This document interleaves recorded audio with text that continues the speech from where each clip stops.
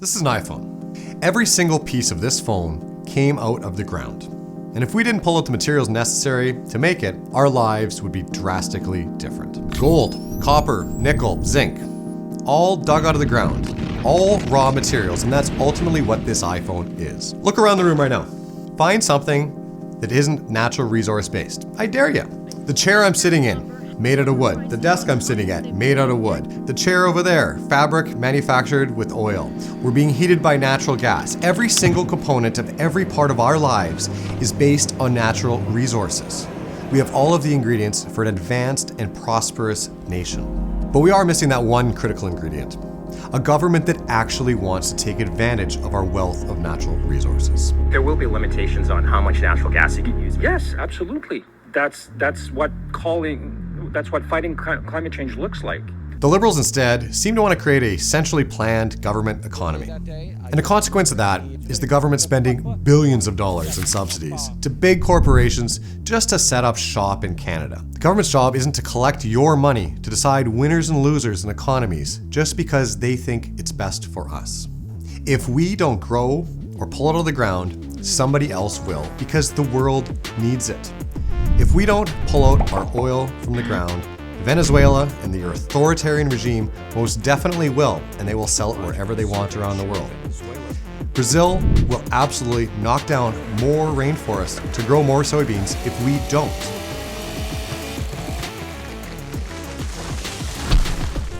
China has a stranglehold on critical mineral production.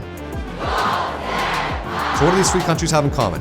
They all have far worse records, both environmentally and socially, than Canada does.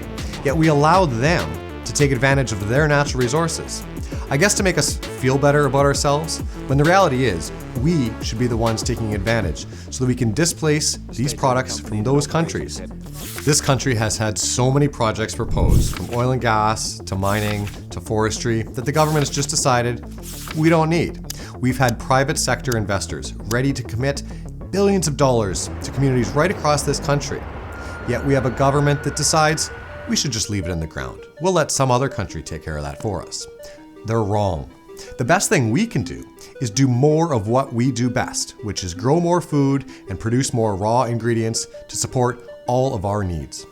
With Russia's illegal war in Ukraine, our allies in Europe have been pleading with Canada to provide more clean natural gas. We are working hard to become independent of this gas supply, and we are doing a lot of investments to make it happen. Never such an infrastructure has been built in Germany in that a short time. And what have we done? We've said no, we won't want to take advantage of this. We don't want to support our allies. If it makes sense to export LNG, and if there's a business case for it to export LNG directly to Europe. How does that make you feel as a Canadian? To me, it's infuriating. The Prime Minister said there's no business case for liquefied natural gas export to Europe. He couldn't be more wrong. Other countries around the world have found a business case and they're now taking advantage of it. There's no business case because companies don't want to invest in Canada, because this government has provided such unpredictable regulatory processes that why on earth would you invest in Canada when you can get it done somewhere else? So when you think about something in your office or your house, that lamp, that aluminum lamp, it was dug out of the ground. And once you start realizing that, you will realize that every part of our entire economy is natural resource based. But it's not just those objects in your house or office that are natural resource based. It's everything about our culture and our community that's been built up thanks to the success of our natural resource communities. We wouldn't have those skyscrapers in Toronto or those businesses in Edmonton thriving without a successful natural resource industry. When I see the Prime Minister or Minister Guilbeault talking about how we should ban fertilizer use, how we should stop building pipelines but yet buy one as a government, it makes you shake your head. Did they not understand how we paid for the Canada we have, how we're going to pay for the Canada of the future? Do they really think that they know best? Do they think they know better than what Canada has been founded on and built on for generations? They don't. They call it a just transition. They think they're just going to move jobs around the economy because Ottawa must know best. The Conference Board of Canada said the government's objectives to reduce to net zero emissions by 2035 will cost our economy $1.7 trillion. That's with a T. Does this government not understand that if you fire hundreds of thousands of people and destroy our natural resource economy, that we are not going to be prosperous? Do they not understand that only prosperous individuals and prosperous countries have the luxury of caring about our environment, of tackling real challenges, dealing with homelessness, dealing with poverty?